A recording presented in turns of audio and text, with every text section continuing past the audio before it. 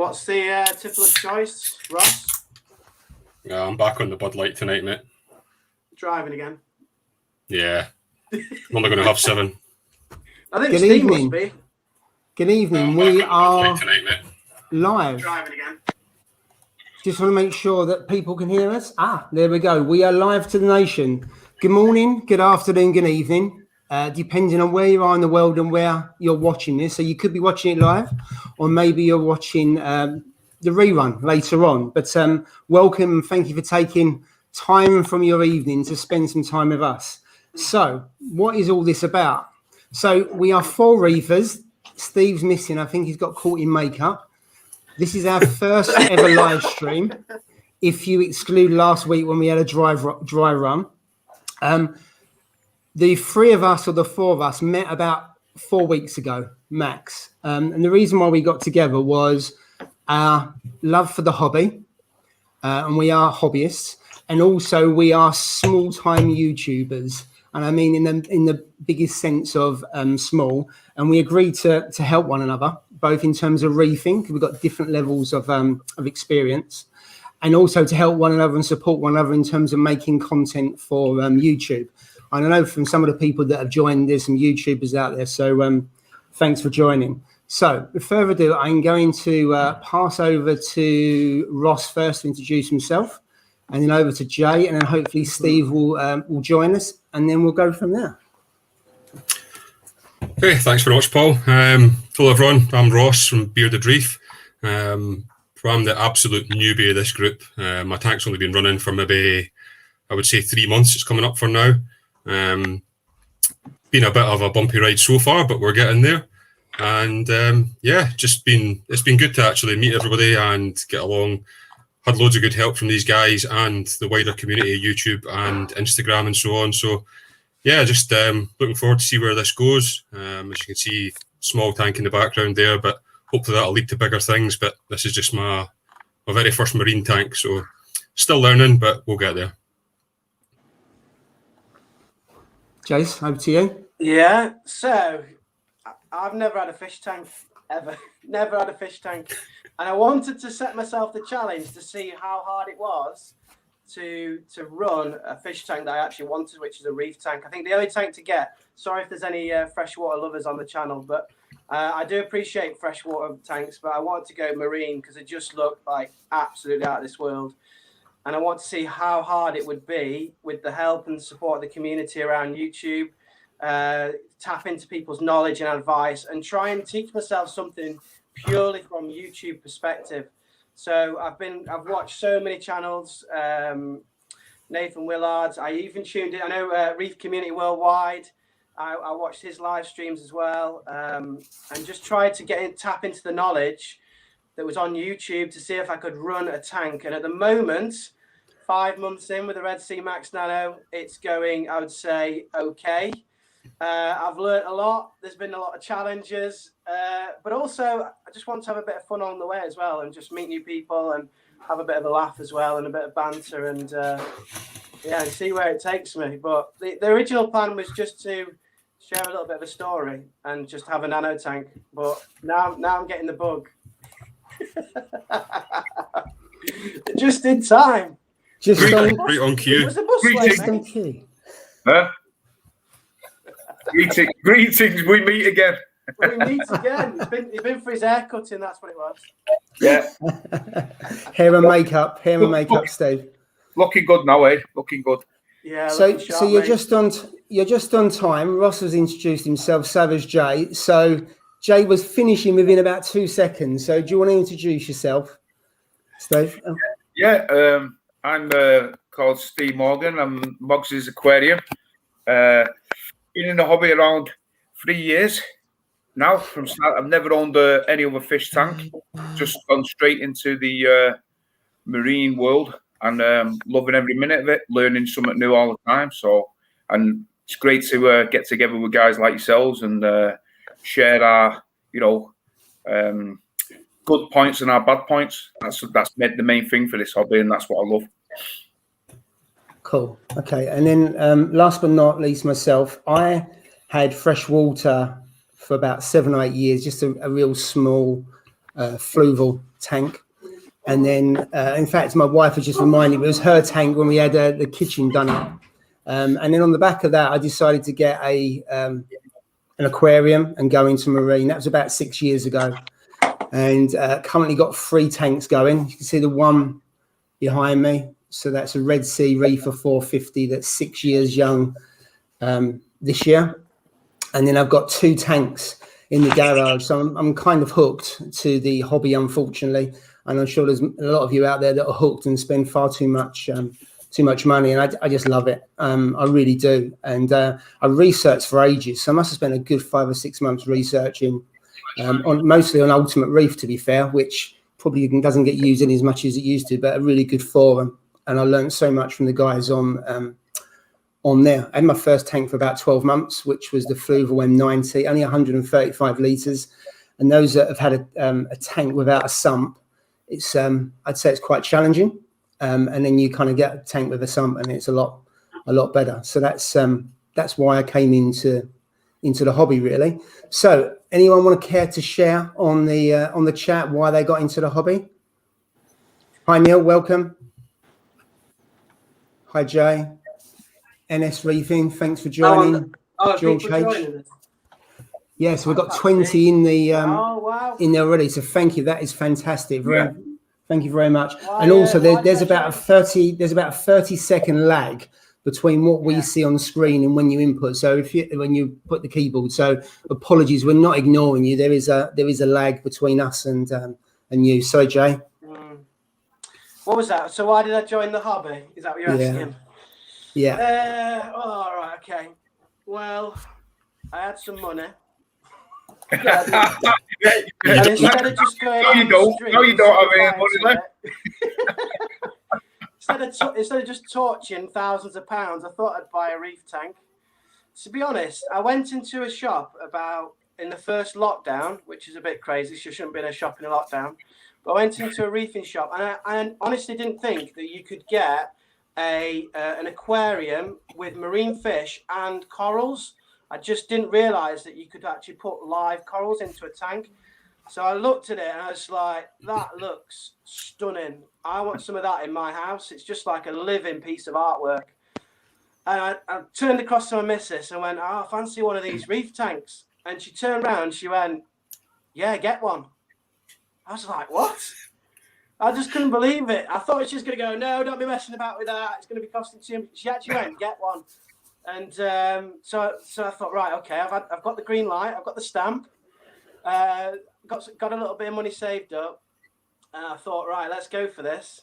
Obviously, no knowledge, so I went onto YouTube and just learned everything from YouTube, and picked it up from there, and obviously from my job as well, because I'm into geography a little bit, and I like the natural world. Coral reefs is one of my favourite ecosystems. Like in the whole world to study. I'm just absolutely fascinated with coral reefs. So that kind of drew me in as well. And then my little boy said, Daddy, I want to be a marine biologist. So I was like, okay, there's another little lead in. And so I thought, right, okay, let's train him up, do a bit of science, teach him the marine kind of parameters and corals and all that sort of stuff. And that kind of led me into it. And obviously in lockdown and stuff, you've got the time to do the learning and study it and bits and bobs like that. But yeah, a bit of a crazy lead in, but that's what got me hooked. Well, I am hooked now anyway.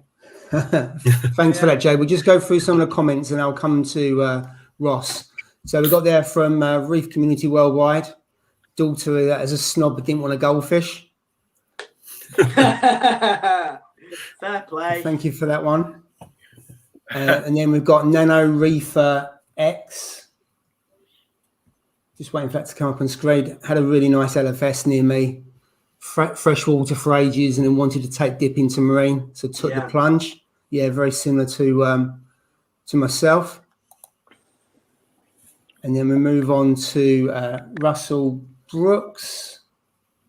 And Russell says, I always wanted a marine tank, just didn't have the space before. Yeah, I know Jay and Ross, you've got nanos, haven't you? So that kind of not so bad for space, but as you start getting bigger, it takes up some room. I'm quite fortunate it's at the end of one of my rooms. So it's out of the way really. So it really helps. Yeah. Hi, Russell. Anyway, Russell's he's always on the chats and comments. So appreciate it, Russell being on. It's good There's to see another him. one. NS Reefing. Go to Great Barrier Reef, Jay. I'd love to go Yes. Oh yeah. Right. Now that is on my wish list. NS Reefing. I definitely Absolutely. want to go. I think I'm going to go to the Maldives as soon as I can get out there, and then after that, I want to go to the Barrier Reef because it's just absolutely. It looks stunning, doesn't it? Yeah. Yeah. Go on your next I holiday. think you need to How be much quick does though it before cost it to dive disappears. there? What's that? Exactly. Yeah. Saying I think you'll need to be quick before it disappears though at this rate. Yeah. Well, I know. Yeah, I mean, this is the balance, isn't it, between this hobby? Because like I love coral reefs, but I'm putting it in my house now rather than in the sea. I think. Yeah, but a lot of the ones that we put in our house are all aquaculture, aren't they? Now, you know what I mean? It's Well, yeah, mine are sustainable corals. yeah. A lot of them are all aquacultured, which is really, you know, the best thing, really sustainable. So, I mean, I consider myself as a conservationist. That's what I would say this hobby is. Ultimately, Yeah. we're all lovers of marine, aren't we?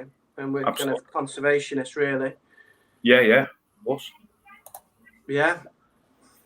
Okay, they've got another one there for Miles Marine Reef. I actually got into the hobby after watching videos by Jay. There you go, Jay. All because of you. He hasn't got any money now, and it's your fault, Jay. He's got no time, no money, but he's loving life. I'd be interested to know what tank he went for. I hope he went for a Max Nano. That's the only tank for a beginner, in my opinion. Obviously, maybe water box, Ross. Yeah. So I'm sure Miles will let us know what tank he's got. There's another one in freshwater for 10 years. Neil's Reef Aquarium is a brilliant channel. It never fails to make me laugh. Cracking. Complete with cap. Yeah, it's awesome. Backshift reefer. Yeah, 10 years. Had a break, took the plunge with an Evo. Now have a 400 litre tank and a cube 1 year later. So someone else who's hooked. Is the cube a frag tank, or is it? I'd like to know if it's a frag tank. Is cube, because that's what I think I'd do. I think if I upgraded, this would become the frag tank. Yeah. Jay, if you get Backshift Reefer on Instagram, you'll see he's posted and he's got all his tanks on there. He's the Zoa man, isn't he? He's the Zoa king. He's got every made-up Zoa there is. Still got a bearded Reef Zoa though. He hasn't got a bearded Reef Zoa yet, though. Not yet. There's a comment there, Jay, about a travel agent. If you want to get a good deal. Yeah, I do want to go to the Maldives first because I've done the Red Sea, which is supposed to be the most diverse reef in the world for its size. But I fancy the Maldives. The wife wants to go as well, so I think that's a key. Everywhere we're going to go now. This is the problem with this hobby. Everywhere I want to go now, I want them to be a reef there. Yeah, I'm trying to drive you. Send me the details, DC Reefing. I'd love to know what the offers are around the Maldives. Yeah, and NS Reefing. I went back in 210, get my teeth in. So I'm assuming that's the Great Barrier Reef because that's what we started talking about. Yeah. Imagine that's a fantastic experience, especially it was 10 years ago and probably before it started bleaching, or certainly would have been in the early stages then, if at all. I think it's got to be on a bucket list, hasn't it, for everybody? Everybody who's into this hobby, surely you got to go to the Barrier Reef. Yeah, absolutely. And this is a very true comment. True comment. Start with a nano, but never ends there. So be warned, Jay and Ross. You're on the start of burning money. Yeah. Well, it's up to the bank where it ends. It's up to the credit cards and the loans. Yeah. There's another water box fan on here. Then Ross went from a Fluvo. Nice. Evo and then up to water box 70. That's 70.2. Does that mean it's 70 litres or 70 gallons? I'm never quite sure. I think it's 70 litres, that, isn't it? That's big. Is it? Miles, what is that? Is that litres or gallons? Litres. Mine's 75. If it's 70 litres, 250 litres, isn't it? If it's 70 gallon, roughly. I think it's gallons. Yeah, it's a big tank, that is. Yeah, Is it? nice size. Yeah, so if you go from 13.5 gallons, it probably wouldn't be 70 litres because you're going roughly the same size, aren't you? Sounds great. Neil's going to the Maldives for his honeymoon, so if he lets me know when it is, I'll meet him on the beach. Nice. His wife can just relax and read a book, and we'll go in the sea with Speedo. There's another one, Jay. McCube's a Zoa floating reef. Sounds nice. I saw his. He did a live stream with Shallow Marine. Is it Shallow Marine Reefer? Yeah, he did. Yeah. His Zoa garden is awesome. His Zoa garden is ace. Yeah, it's good. Cool. There's some others there. Gallons. Aqua One. Some really nice sized tanks there. Real mix of nanos up to 300, 400, 500 litre. Here's the question: tanks. What is the best? What's the optimum size? I think I know what I think it is, but because I think this is too. I think this is great for a beginner, but possibly too small. Optimum size, Steve. For what though? Of what? For what? I was saying, what about tanks? Aquariums. There you go, 70 gallons. So the water box is obviously aimed probably at the US market rather than UK, but 70 gallons. That's tasty. That's about the right size, I'd say. Is that about 300 litres? No, about 200 in it. 212. Something. Well, 100 litres is about 450 gallons because I've got the Red Sea Reefer 450, which is about 100 gallons. But I can't remember if that's 100 US or UK. Doesn't really matter. So that is what, about 350 maybe. That's so nice. A really nice size. That is a nice size. See, I think the 300 is about the right size in my opinion for a house. Some of these get quite big, don't they? I think for a family home, which is what I've got here, you can't really. Some of them look like blooming sea life centres, don't they?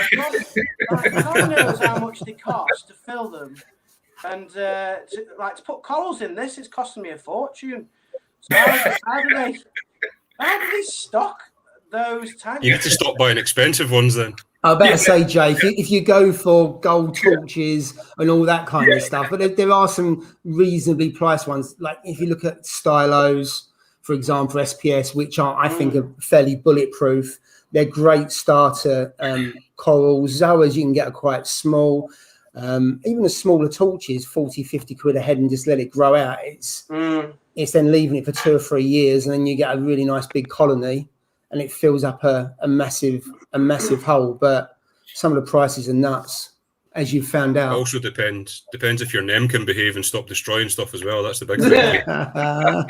Oh, it's behaving itself tonight, Ross. Oh, you've just jinxed it. It's on a curfew. I put 2 big nails through its foot. It's going nowhere. No, am I joking, by the way? If anybody, I haven't really done that. But it hasn't moved for about a week. It's been sat for a week now, roughly. Nice. Yeah, it's good. So Ross, coming to you, why did you jump into the hobby? So I think for me, it stems back to probably, I started freshwater tanks when I was young. My dad had them. Then I started really, I had a tank in my dad's house when I was about 15, I think it was. Went on from there, and every house I've had since then, I've had freshwater tanks. And go back maybe 5 years or so, I think there was a point in my house I had about 12, 13 freshwater tanks. So I had all different types of fish, from the cichlids to tropical to all different snakeheads. I had axolotls, everything. So I've tried pretty much everything on the freshwater side of things. Really enjoyed it, but I felt I was missing something visually from it. So I kind of focused more on the cichlids to try and get that marine look as such, which worked for a while. But I then decided that, I wanted the marine tank. So spent months and months watching YouTube videos of different people, try to get a bit of inspiration, try to decide what tanks I wanted to go down the route of either nano or whatever. Obviously, space was kind of a premium for me. Plus, I wanted to start off small. I know that's a bit backwards because the smaller tanks are a bit more difficult to look after than the bigger ones, but I wanted to start off small so that the investment was a bit little compared to the bigger tanks. And then if things go well, things work out, I know what I'm doing, then I'll upgrade to a bigger tank. So that's really kind of where it was. So I think as to why I started the Marines, was like I said before, was just a case of wanting something that looked a bit better than the tropical tank. Kept going into all local fish shops, all the marine stuff, but they make out, and still people to this day make out that it's a science rather than a hobby, and they try and make things way more complicated than it has to be. So I think that kind of put me off for a long time. Then having took the plunge into it, realising how helpful everybody is, all different people from Instagram, YouTube, everywhere has helped out and gave me great advice. So yeah, I think it's something that if you haven't done, or if you're just starting, then definitely go for it. I don't regret getting the marine tank, and I'm really enjoying it so far. Like I said, I've already looked at upgrading to a bigger tank. That's probably going to be a year or so down the line, I think, yet, but I will be doing it at some point. There. He's got the bug. I know. So yeah, it's going to be.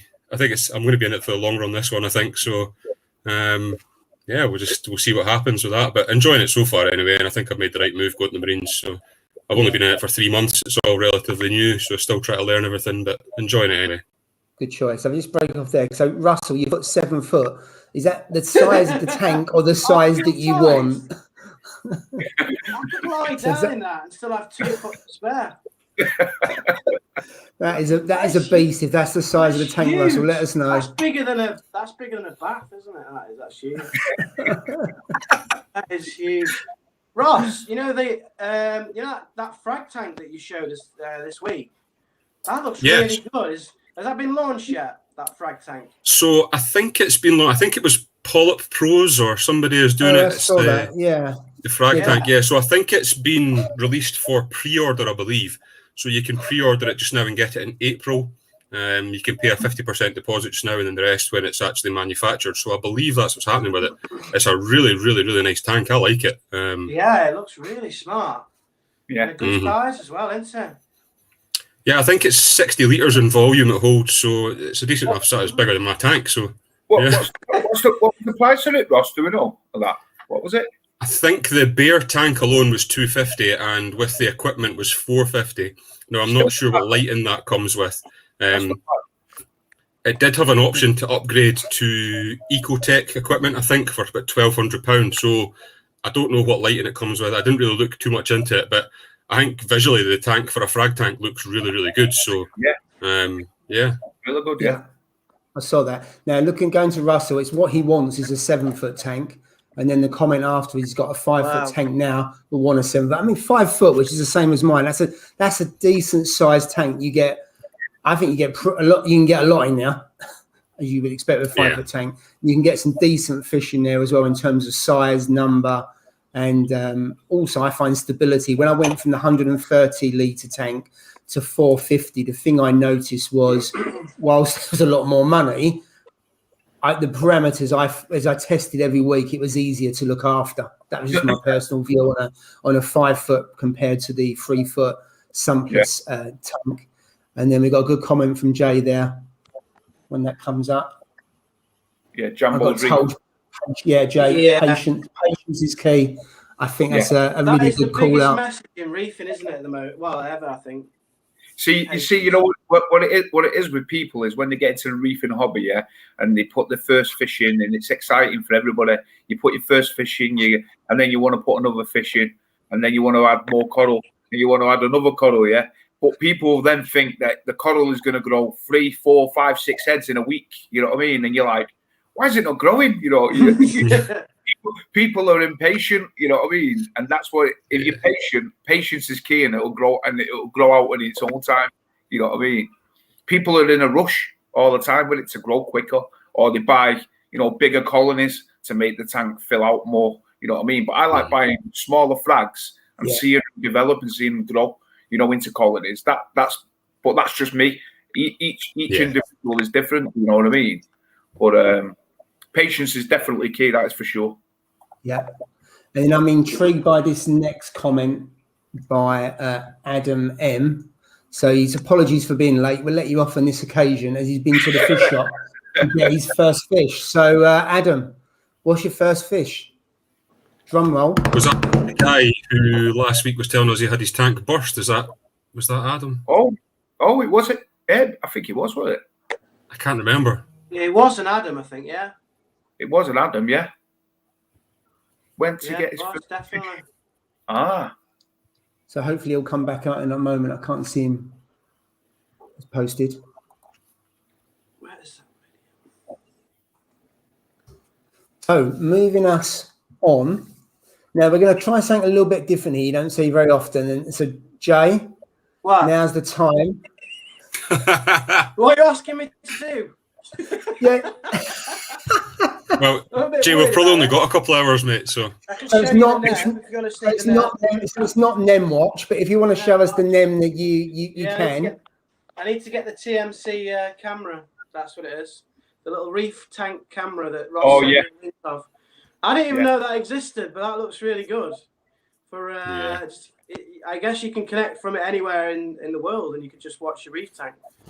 So that looks. I don't know. I didn't look into it, but I knew that it'd be something that you'd be interested in for your NEM watch. Yeah, it's like a Ring doorbell, but for fish tanks, isn't it? Yeah. That's the same sort of thing, isn't it? Yeah. What would you like me to do, Paul? So if you want to prep, that's the Hannah checker. Pay for this. Okay, afterwards. So Adam's bought a purple firefish. Nice. So yeah, it was Yeah, Adam nice that had his tank burst from his comments, I think. Oh, I know. That is awful.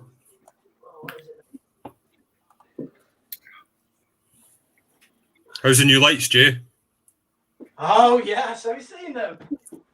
Let me show you them here. My wife says I'm having a midlife crisis.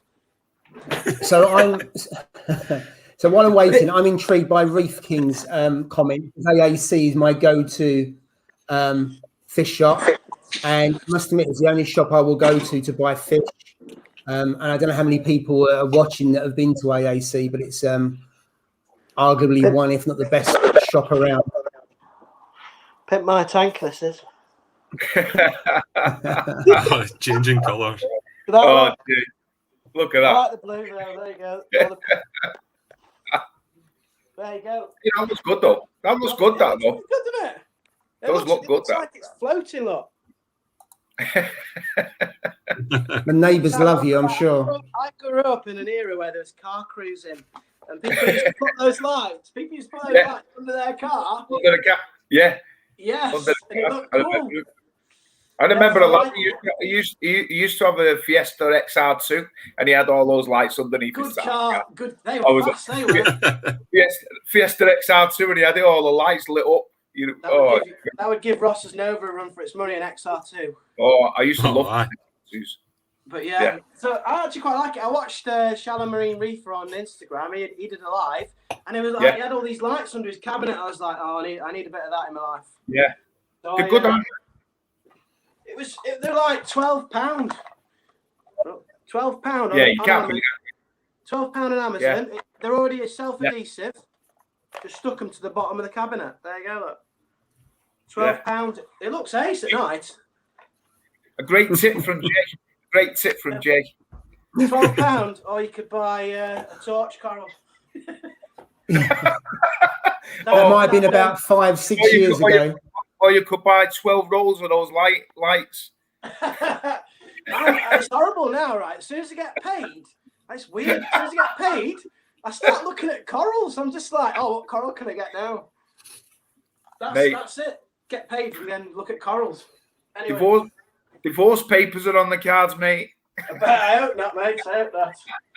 I can't afford a divorce. I'd have to sell the tank. Right, what are we getting at? Oh, I've got it out here. So while we're waiting for Jay, so Steve, why did you get into the hobby?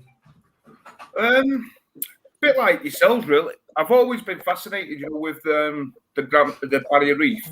Always, as long as I can remember.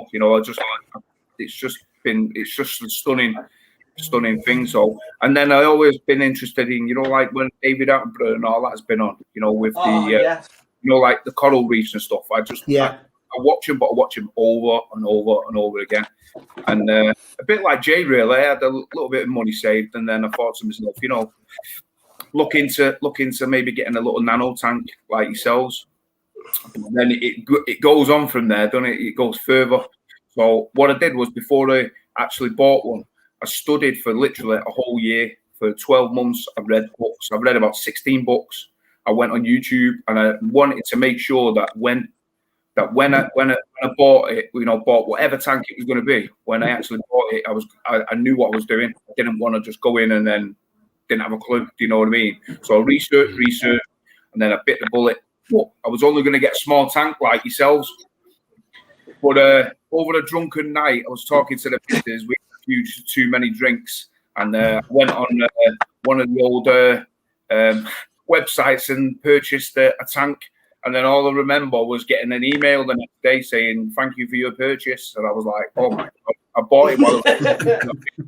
So I was like, "Well, I'm in it now for the long run." So that's what I did. I basically bought it. It came about 2 weeks later, and it was the Red Sea Reefer 170 I had. Really nice tank. Really nice tank. Good sell. But I bought the deluxe model, so it had the light and everything. So, it was basically the whole package. So I just had to add water and then cycle the tank. But then obviously I got into that. And then I had that literally 6 months, 7 months. And then I got hooked, which you guys will get hooked on, Jay and Ross. You'll get hooked within 7 or 8 months. You'll go, "I need a bigger tank. It's not good." And then over another drunken night, I went on the same website and bought the Red Sea Reefer 350. So I was like, so now I don't. So you're not drinking tonight, then, Steve?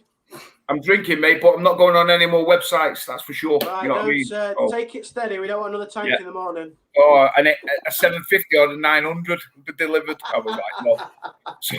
So I was like, that's it. And then yeah, I just basically got that, and then spent tons of money like we all do, But it's great to just, when you, like I said before, when you add coral into your tank, you see them grow, and you just, you know that your time, your tears, your hard graft of getting it ready is paying off. You know what I mean? And that, there's no better feeling than when you see in your tank thrive. You know what I mean? Obviously, there's downsides like I've been having. You know what I mean? With well, I'm thinking flatworm. I don't know. Even now, I don't really know. But we have these ups and we have these downs, but it's just how you get through it. You know what I mean? But that's how I got into it. And yeah, I'm loving every minute of it, mate. It's great. Great. Just a few more comments there. Got paid today looking at corals. Man after my own heart. That is, yeah. I saw Reef Community Worldwide, the Netflix documentary, Chasing Corals. You should. I love it. Yeah. Oh, that was good. Yeah. Do you see the difference of when they took the photos? When they took the photos of like, yeah, a year. It was only a year, wasn't it? I believe, or something. And then they went back to the same spot a year later, and it was just like totally. It was night and day. It was crazy. Such a shame. One of my inspirations has joined us, Reef King. I love his channel. I've learnt quite a bit from him as well. But I think he's working for Gorilla Gel at the moment. He's plugging that on his last video. He's definitely getting money from Gorilla Gel for his last plug. Definitely. Gorilla Glue. Gorilla Glue Gel it was. I've got a request for the reefing community. Can we have some videos on fragging, like detailed step-by-step fragging videos, and how to separate heads and safely? That I think that'd be a really good video to watch. And I haven't seen, like you said, Ross. There's not many out there, is there? No, there's not, and they seem quite. I don't know. Put the fear in me watching them. I'd like just one that said, "Look, it's simple. This is how you do it," and don't panic, kind of thing. So yeah, a simple video would be quite good if somebody could do that. Reef kind of did one as well, which was really good. But it was just kind of showing bits of it, not the whole process. So that'd have been. So what are you looking for? Are you looking for what, LPS or Zoas? I mean, SPS are fairly simple. You just break it off. Yeah. Or use cutters. Everything. The stick. Yeah, I mean, the easy ones. I mean, Zoas are a little bit more tricky. So go on. Like a hammer or a torch. You go, the head's not big enough, or you can't cut that bit yet, and you can't do that. I think it's LPS kind of hammers and torches I'd like to see. Like, how do you know when it's ready to be? What do you call it? Yeah, you know when it's got a fairly bit of good skeleton, you know, on especially on torches. Needs a good little bit of skeleton, because if you cut it too near the where the flesh is, 9 times out of 10 they won't survive. In my experience, I've cut them before too close, and they basically they get brown jelly, and it just it doesn't work. You know what I mean? So I tend to leave mine till they grow out to at least like half an inch, and then I can frag them. You know what I mean, with a skeleton. But zoas, you must always wear like, you know, your eye like goggles or something, because they can once you slice into them with I do it with a Stanley blade, just a Stanley blade, obviously one, and just slice it one straight cut, but it squirts out. You see. Yeah. What I tend to do is get a little pot of water and I slice it under the water, so it doesn't spray out of the water. It's a bit more fiddly, but you can slice it a lot easier, I find, and then it doesn't spurt. I mean, in fact, I've got glasses, helps anyway. But I do, and also mushrooms are like that as well. If you slice a mushroom, they have a habit of spurting as well. So there's a DC Reefing now talking about live stream water box before, and then there's another comment here, and Reef this is from Builders. Daniel Taylor about Reef Builders. Does a few fragging videos. Thank you, Daniel. I'll check them out as well. Thank you. I think that there was one I watched that was Bahama Llama Coral. I watched their one. I think it's Remy, the guy's name is, that does that videos. He done one on fragging that was quite good, to be fair. Yeah. It's just something that I actually know nothing about. I'd like to learn, and it's just not come up on my YouTube. The people that I kind of follow, there's never been a video on it. So I just fancied learning it. What? Not that I've got anything to frag at the moment. Neil's put down. He can barely keep mine alive anyway. Never mind taking a scalpel to him.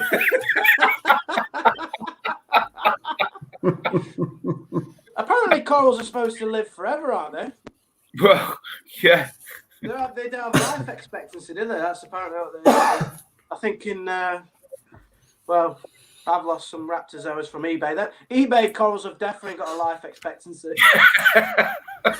Your ones have, yeah. It's usually in the Korea. But I think it's practice. So when I first started fragging chalice, I used to lose about 3 and 4. And then what I found with chalice, I'd cut them with scissors, put them in the frag plug, and then I'd leave them in the sump for a couple of days and hardly any flow. And they would just then take to the frag plug.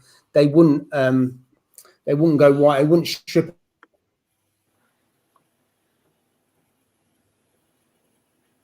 Have I gone? Froze? Paul's froze. Yeah. He gone. What is it? He's back. Am I back? Is this the mannequin challenge? Thank you for that. That was really good. You win.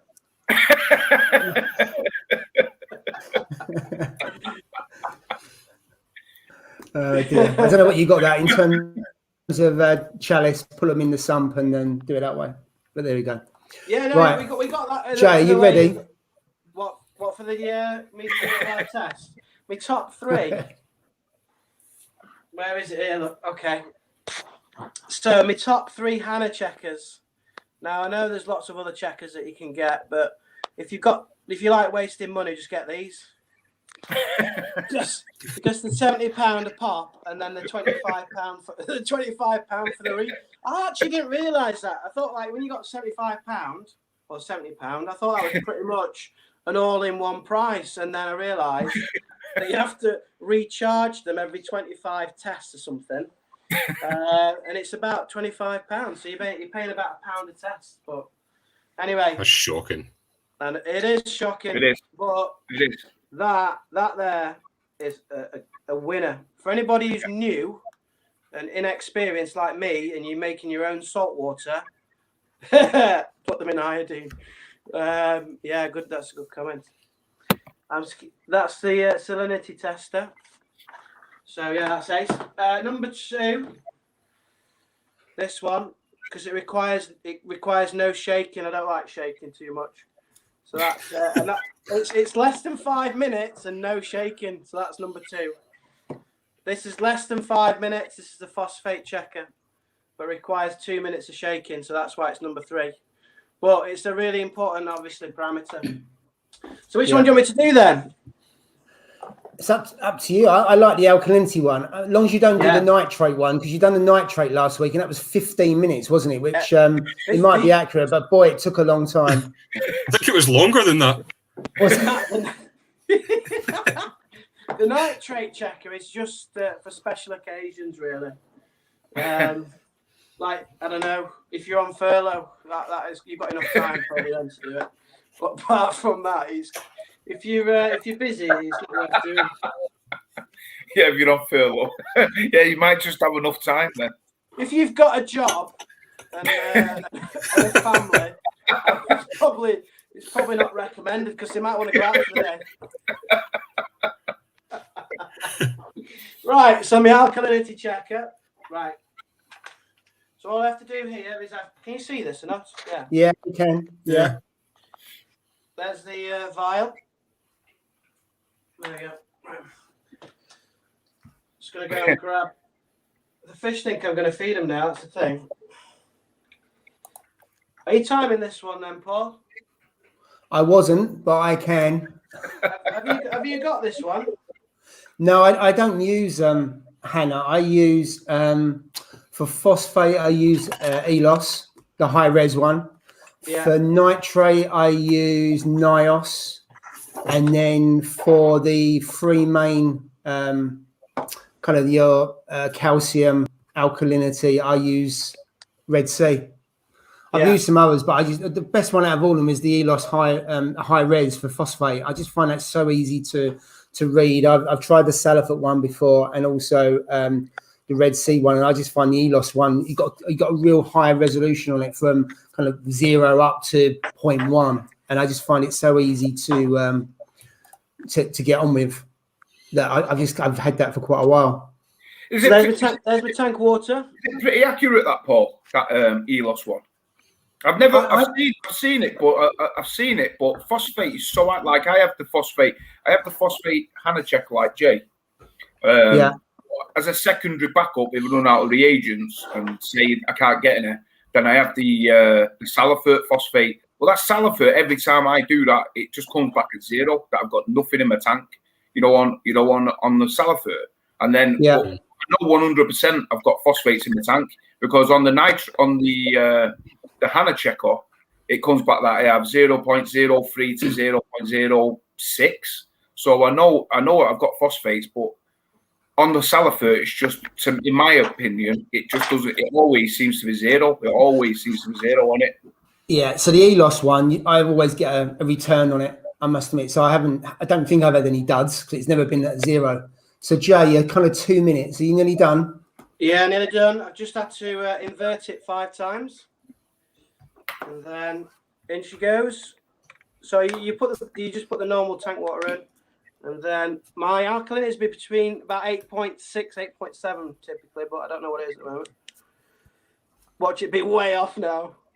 8.9. There you go. Oh, it's rising. It's rising. It's 0.2 above. Wait. Normally sits about 8.7, so. Not too bad, but I do dose a little bit of alkalinity. But yeah, really simple. Just put my tank water in, press the button, use the fluid, tipped it up and down. There we go, 8.9. Yeah. Happy with that. 8.9's healthy, I think, isn't it? Maybe. So canvoodoo, is that the Trident test, the ICP? Must be, mustn't it? That's the. Yeah. Must be. No, the Trident. Apex. Yeah. That does them all, doesn't it? The alkalinity, calcium, and magnesium. It does the 3. That's the only thing that puts me off because I check my alk all the time, but I don't really check my calcium or magnesium every week. So the thought of checking that, 2, 3, 4 times a day, it doesn't really appeal to me. Although I'm a big Apex fan, I've got Apex on the tank, and it's my tank in from the heater point of view a couple of times. So I would run a big tank without that kind of control on it. I do like Neptune's gear. I've got the DOS doses as well, and they're like bricks. They're solid. I do have to dose. That's the only thing. Sorry, that's the only thing with the Trident is that, and I think we said it last week. I think I said it last week, was that it does all three.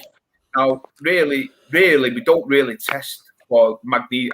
It's very rarely I test for magnesium, and calcium I might check maybe once a month, twice a month. You know what I mean? I don't really check that. As long as the alkalinity is stable enough, then that's all I'm interested in. You know what I mean? And what's stable, Steve? Is that like half? What would you say is stable? Well, it depends on the person doing it. Like like yours is 8.9. So if you're in that range of like between 8.5 and 9, yeah, that in my opinion is a reasonable stable condition. Yeah, like I run high alk in mine. Yeah, so mine runs between 9.7 and 10.2. So it's fairly high. But if you look at like what people recommend, yeah, or the books recommend, they say between 8 and 12 DKH. Yeah. So I always look at it, aim for the middle, and you can't go wrong. That's my opinion. So the middle of 8 and 12 is 10. So that's the reason why I stick to that. So, and that's a good maths lesson. You know what I mean? For all you kids watching. I think also, Jay, it depends what you keep. So if you've got LPS, the tank can swing and it'll have no issue whatsoever. If you keep things like the higher end or strawberry shortcakes and those kind of SPS, they're a bit more susceptible to the swing. I mean, I don't keep high-end SPS because I'm not a conscientious reefer. That's why I've got stylos and red planets and stuff like that, because I know I've got a bit more give and it won't strip if I look at the tank kind of thing. So it really depends. But if you've got something like the Trident or the Alcatronic or one of the others, then definitely if you had a lot of SPS, I'd probably have that kind of thing on it because you're more susceptible for that to swing, and then you still start getting a bit of an issue with that. And then canvoodoo said about the Apex saving his ass. So I'm assuming that's an issue, probably either heater or maybe something like that, depending if you've got a leak test or whatever it would be on it.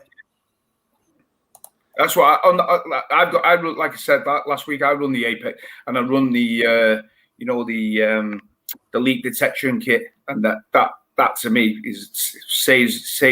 saved my ass a couple of times, because what I did was at the beginning, rather than changing complete water, when I was sucking out the detritus out of the tank, but what I did was I ran a filter bag into my sump. So I was sucking out, so I was pumping it from the display, all the dirt, and it was going through the filter bag, but the water was going back into my sump. But I had my display, my return pump switched off. So in the meantime, the sump was rising up. Yeah, the sump was rising up, and the water wasn't going back in the tank, and I completely forgotten. And it was a little tiny bit that went on the floor, and the alarm started going off on the Apex, and I was like, what? Then I realised otherwise I was going to leave it, suck it out. It has saved me ass a few times. That. Yeah. Now you got a comment there from Reef Community Worldwide. Stable is 0.1, 0.2 swing. Totally get that. And the other comment was, going up by 1 and 2 is not stable. Yeah. Totally agree with that. That comment will come up in a minute. And that's where the smaller tanks are harder, aren't they? Because when you do a water change, you're just changing so much of the volume of the water that you've got. It can swing the stability, but that's really helpful to know, because people talk about stability, but they don't actually give you a range that's, what's an acceptable range for all the different parameters would be really useful. So for alkalinity now, I know that 0.2 is like really good, and 0.5 that's the maximum really. And that gives me something to work with now, whereas I didn't know that before. So that's really good. Thank you. Remember, your alkalinity, especially your alk, swing is probably the most that swings through the day. Yeah. When the lights are on, it's going to be consumed more. You know what I mean? So Yeah, I mean, unless you're testing it out every single hour of every day, yeah, to see where the intake is the most, yeah, where it's the least, and then you dial it in that way. Like I dose on my doser, I dose mine 24 times a day. My dosing, but I don't know where the most intake is. I'm just assuming that it's the most intake, unless I test it every hour. You know what I mean? So I'm just going off midday when the lights are on. It's taking the most. That's all I'm assuming. So I mean, I dose 4 mil a day in this 4 mil, which is nothing. You boys dose like in the hundreds, don't you? Well, so I used a Red Sea powder, so it is diluted. So it's about 230 milliliters a day. Mine goes from 7:30 in the morning to 10:30 at night.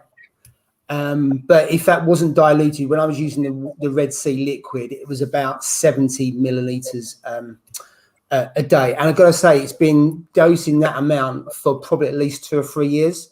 Wow. It hasn't really deviated much from there because I don't really add much corals. I just let the stuff grow out, and I have to tweak it a little bit, but not much. So that really helps. But it just built up over time. I mean, I've got some quite big colonies in there. But I think looking at alkalinity, you got 6.8 there. Is Woody's Reef, and if you go online, it's quite different. Have you noticed how different people's alk is? Absolutely. You get a lot of conversation online as what's best and what's not, and then you've got Reef King is 14. Look, I mean, what is the best? Is it? This is it. You know what it boils down to. It boils down to your reef. Your reef will tell you, whether it's happy with it. You know what I mean? It's like you, Jay. If you put yours suddenly, slowly increase yours to 10 or 11, your corals might not take it, Whereas my corals, if I reduce mine from 10 now, which is run at, and reduced it all the way down to 6.8 like Woody's, I'm guaranteeing you, obviously you have to do it slowly, but I'm guaranteeing you my coral won't like it because they're used to it. And that stability, they're used to the 10. Do you know what I mean? Just like Woody's will be used to think. Reef Kings is used to. I reckon this is probably the parameter that's allowed to change the most, though. But if it's stable, it's healthy. But how can you've got 14 to 6.8. I know. It's a massive range where everybody on here's got healthy tanks. Exactly. Massive Reef King is his 14, but in the Red Sea Coral Pro Salt only 12.5 or something in it. You know the range. I thought it was 12. I think it's 12. It's about it's a 12-ish because I used to use it, but then I didn't really need it, so I came down to Red Sea Blue just because it was 8.4. That's more aligned in my tank. Reef King, are you dosing? Are you dosing as well as using the Red Sea Pro Salt? Because 14's flipping it. That's high. Wow. Like Woody's is 6.8, but if it's stable, then the tank's going to be happy, isn't it? Absolutely, yeah. And it depends on how long he's had his tank up and running for. If he's had his tank running at 6.8 since day one, then his tank is used to that. His corals will be used to it. Do you know what I mean? It's only if you change it. So if he raised his up to like 9 or 10, I'm guaranteeing you there's going to be an increase. There's going to be some changes in his tank. You know what I mean? Because it's not used to it. You know what I mean? Yeah, he's using 2-part as well. So he's using 2-part as well as the salt. What's 2-part? Is that liquid and powder? It's what is it? What's it called now? What you're mixing? Yeah, it's alkalinity. It's alkalinity and calcium. I think I've never used it. I've never used it before. I've raised dose to 3 individually. Yeah. In America, they use it a lot, don't they? 2-part, Calquasa and all that. They use it over there, don't they? In America.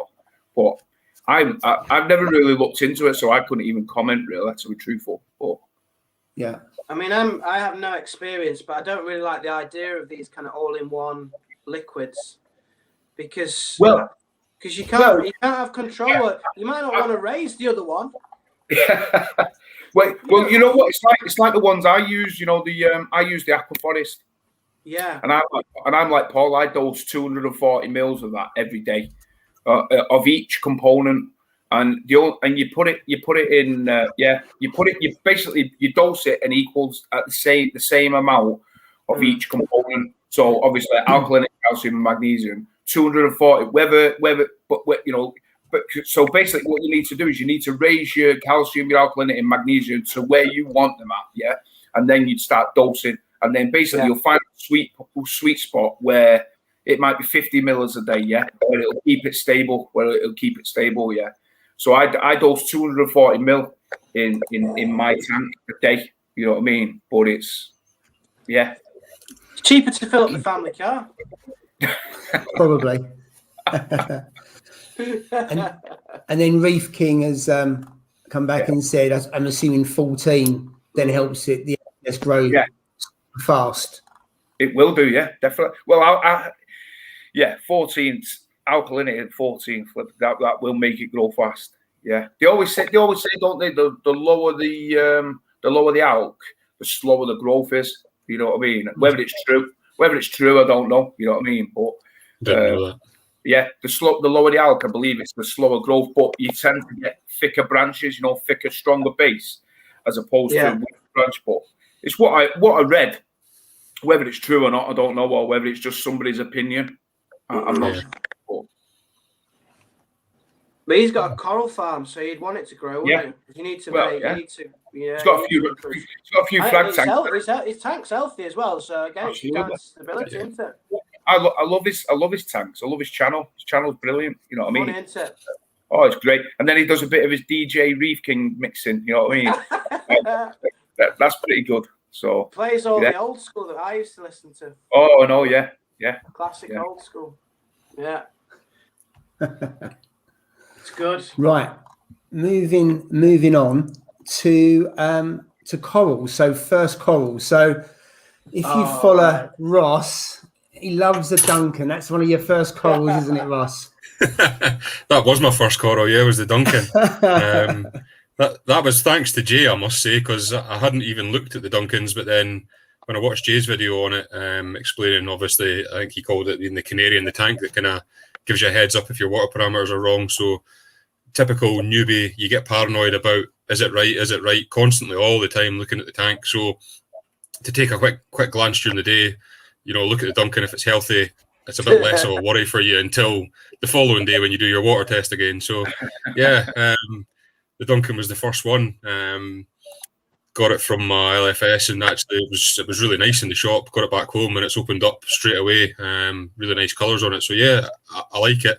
I wasn't specifically planning on getting the Duncan, but it just kind of went that way with it, seeing it in the fish shop, and then, you know, Jay's video sprung to mind, and I thought, why not? I'm going to have it. So yeah, that was the first one for me. I don't know if I showed you it or not, but show us again. So that was my first one, and didn't it come with anything free, Ross? Yours normally come with like extras and stuff. It probably has, mate, but it'll take a couple of weeks for me to find it, and then panic again as to what I do about it. But yeah, I usually get freebies now. Loves a freebie. Your Duncan, by the way, is the best Duncan I've ever seen. Nah. Good Duncan. No, it is. I'm not taking the P, mate. It's a really good Duncan. Yeah, it is nice, but I'm not going to take that title. I think you should. So, Joe, is it just a single head, or is it? Yeah, it's just a single head, mate. Single head, yeah. So Jay, what was the first coral you put in that tank? Yeah, I kind of messed up a little bit. So I should have got a Duncan. That is, I think, that is the ultimate coral to go in first, because like Ross said, it tests your water. It's not too expensive. It looks, they do look really good as well. You get the lights on, you get the filters on. It looks really bright as well, and it saves you hours of water testing. I was testing like every other day, and people on my channel were going, "You don't need to test that much." And because I was so new and so nervous, I was testing like mad. But now with a Duncan, I don't test unless the Duncan starts looking a bit dodgy or whatever. But my first coral was a torch coral, 200 quid. Took the missus to the shop. She was like, "I'm going to treat you for your birthday." So I was like, "How much have I got?" She was like, "Oh, you can have whatever you want."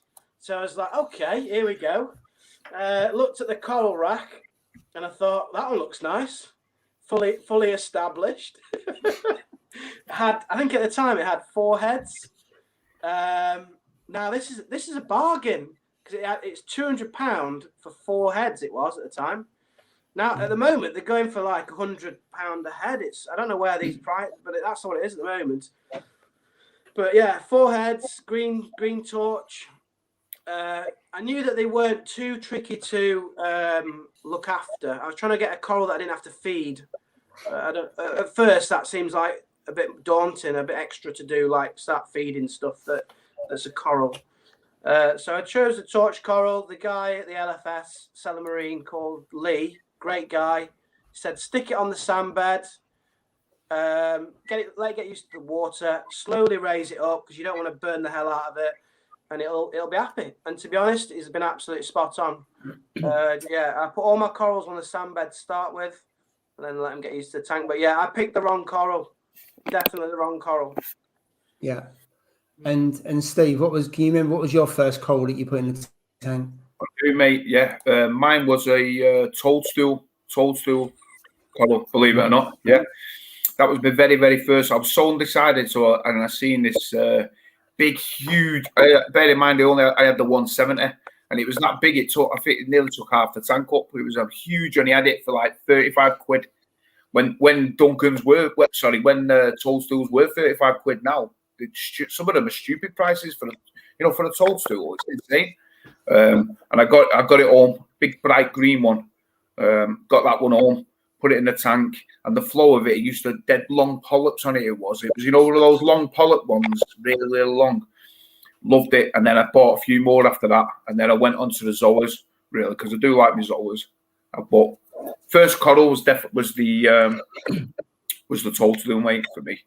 Yeah, mine was Sunny D Zoa, and that would have been 7 years ago this August, and I've still got a massive colony of it in this tank. And then when you're like, the polyps are lovely. I think it still is fairly cheap when you look at some of the more expensive ones, and I don't think you can beat it Zoa wise because it's got 2 or 3 colours on it, and it's just a fantastic coral.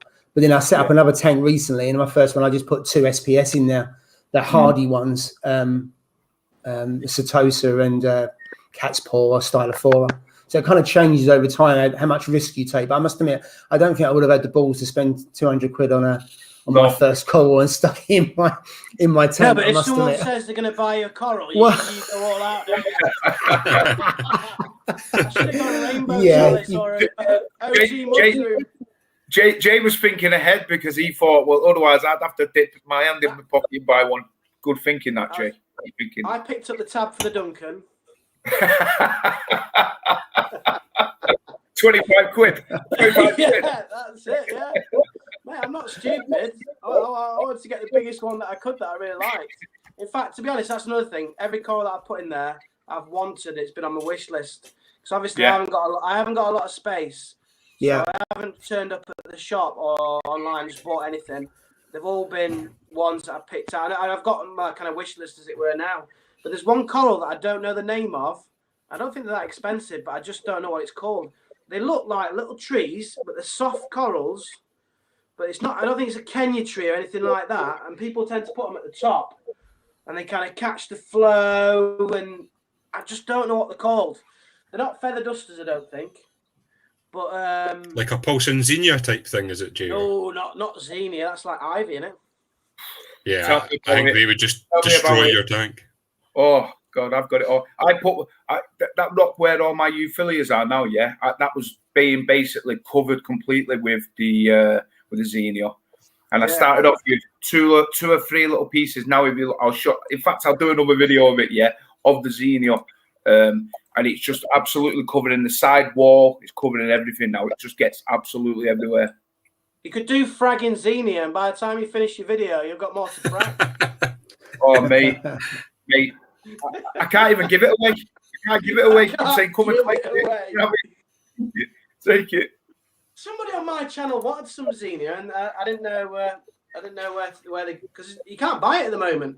Send them my way. They can have a bag full of it. Yeah, there's not available. A torch. When it's pulsing, though, that xenia is nice when it's pulsing. The thing is can grow like a weed, and it depends on, you know, is it invasive and does it take over and it's hard to get rid of. But as this movement and the way it kind of goes like that, actually it's a lovely coral, just not for me. I really like the flow, like you say. Yeah, some others in there. Gorgonia. Is that like a sounds like? I think that could be the one that you mean, Jay. Oh, is that the name? It could be the one. Yeah. Right, let me have a look. If it is, I really appreciate that because I don't know what they're called, but I really like. They make it look like an authentic reef to me. Yeah. Let's have a look. I thought it was like some sort of illness or something like that. I'm going down the doctors on Thursday night because I've got Gorgonia. Oh dear. That's it. That is it. It's found it for me. Gorgonia. NS Reefing there says he can't grow my pulsing xenio. It withered away to half what it was. You know what? I find that, you know what, a hell of a lot of people who I've spoke to, and some of my mates who had marine tanks, they're exactly the same. They can't grow pulsing xenio for some reason, and it's strange. And yet, but it just goes to show what works in one person's tank doesn't necessarily mean it's going to work in your tank. You know what I mean? It's strange how things work. It is. You almost don't have a nemesis of a coral that you can't keep or you can't grow, and it seems to be different for different people. And there's no rhyme or reason for it. Is that DC Reefing that told me about Gorgonia? Thank you. Yeah, I think it was, mate. Just need to learn how to look after it. Yeah, it was. There you go. You were DC Reefing. Yeah. Thank you, mate. I think I'm gonna try and get one of them. I don't know if they fit in them now. No, probably not. I think NEM friendly. Jay, I'm pretty sure that mail order coral's up beside me. He's got someone on his site just now. I noticed them the other day. Have they? I've never seen them on anybody's site yet. But that's them, yeah. Yeah, that's definitely them. Spotless water. Oh, let's not go on to spotless water. I knew this would be for you two guys because you've texted me to say how much you spent on water this week. we love the spotless water, we do. Tell you. You're definitely fanboys of that, aren't you? Love it. Love it, mate. It's great. I finished work, went straight to spotless water. It's just, for the value for money, you just can't beat it. The quality of the water is brilliant. Yeah. Really good customer service. Yeah, absolutely. I mean, I obviously I'm really new, and the thought of kind of using RODI filters and stuff like that, it was another thing to learn, and this has just taken that away. I love the company. I can't say a bad word about Spotless Water. Yeah. For the watching, they can give us some water. Recommend. Well, you know when funny you should say that, because you know when I first started getting spotless water, it's about 16 months ago now or something like that. And basically, you know when you first apply for the account, they give you the £20 top up, don't you? Well, it never went on in my account, so I contacted them. So they said, when I chatted to the woman online, she said to me, if you don't mind, like, you know, what if you don't mind me asking, like, well, what company do you? And I said, I don't have a company. I just basically I use it for my marine fish tank. Yeah. And she went, oh, that's interesting. So I said, basically because it's 0 TDS, that's what we need for marine tank. She went, oh, that's fantastic. Didn't hear anything of it. She went, right, check your fob and it'll be on it. So I checked the fob and the £20 had gone on. So I didn't see anything. Then when I was going on the websites and all that, like months later and all that, never did it mention anything to do with like marine tanks or filling up fish tanks and all that. It doesn't, does it? Window cleaning. All of a sudden now, it just said window cleaning. Now all of a sudden it says it on certain on it. It's finger for marine tanks and fish tanks, and I'm like, well, it's a niche market for them. That perfect. You know, I can't understand why they don't do like, you know, like little tankers, that go round and fill LFS stores up. You know what I mean? I can't understand that. You know, they're obviously making a lot of money because if you look at their map now, they've got loads of them that are going to be opening up. But they're not everywhere, are they? They're just not everywhere at the moment. There's none in Scotland at all. I think there will be, well, not soon, but there will be at some point because I think it's really taking off. Yeah. Well, I mean, Yeah. I spoke to them and asked when they were going to be coming to Scotland, and they said they were doing a deal with Homebase. So if they do a deal with Homebase to have them in every car park at Homebase, then that would be helpful. And me and Steve had Triton tests, both with spotless water, and they came back really good, didn't they? Yeah. Well, a big part of it's silicon. You've got high silicon in your water. You know, that come with crappy water. You know what I mean? Really. Yeah. And on my silicon, my test on silicon, I had no silicon in it whatsoever. Yeah. So that's a good sign. You know what I mean? So this comment by Neil, I'd heard there was one local to me, and I don't know if it's true or not. Someone said that the water was poor quality, but then that might have been down to them changing the filter. But most of the things I see online is good reputation. But I must admit, I don't use it. I've got an RO, and I don't want to change it. I've always made my own water, and I would carry on doing it. And I think it's kind of, it's like everything, isn't it? Some people use spotless. Some people, they get their own RO. Some will go to an LFS, and you hear good, bad, and indifferent stories probably about all three, don't you? And it's down to what you prefer. Yeah. If you get a bigger tank, I made a big difference. Even when I had a 130 litre tank, I had my own unit. But then when you get to 450, and you're doing a lot of RO, and you're changing, to begin with 10% every week, it's much easier to just do it yourself. Yeah. It's like every time I go to, it's like UJ, you get, what do you get, about 50 litres or something? I get like 50 litres, yeah. So yeah, it's ideal for a nano. That's what I mean. For me, when I go, I get like 150 to 175 litres, you know what I mean, every time I go. So have you got a truck then? Have you got one of them trucks? I've got a Vauxhall Astro. I mean, it feels the weight at the back of it. Oh, mate, yeah. Definitely feel the weight, but yeah, for me, zero. Yeah, zero TDS. DI resin, what's that? Well, DI resin, it just takes the extra bits of so-called, like, tin and crap out of it, Because I had zero trace metals on my Triton, no metals at all that showed. No. Well, you know what? Well, like Reef Community said, yeah, they don't use DI resin, but for me, yeah, I've been using it for 16 months, 17 months, and my tank's growing, my tank's thriving. So, if it was rubbish water or like really bad water, then I couldn't see like your tank, thriving. But you know what? It's like anything. There's different ways, isn't there? Different ways of running a tank. And if your tank looks good with it, then why change? We was talking about earlier on about salt, weren't we? This afternoon on message, and if you put something about what's the best salt, you'll have loads of people piling in like Gollum and My Precious Salt and stuff like that. And I think if you use one and it works for you, then why change? I haven't changed my salt from the time I've started. I'm happy with it. And there's no reason to change. I'm always a believer, certainly in this hobby, that if it works, you just carry on. Doesn't mean you don't change things, but I'm all for you keep it consistent, and your tank will love you for it. Yeah, I agree. Yeah. Yeah, this thing about you get.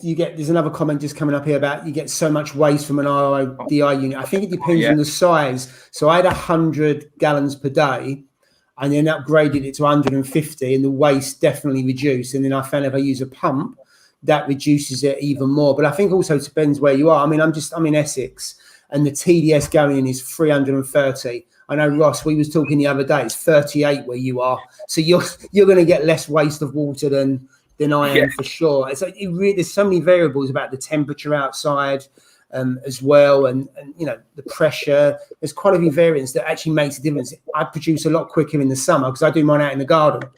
It's because I don't flood the house that way. I'm terrible. I forget about it and it floods everywhere. So there's no way I'm going to do it in the house. So I do it out there. So I know when there's snow on the ground, I had to make some water and it was really slow.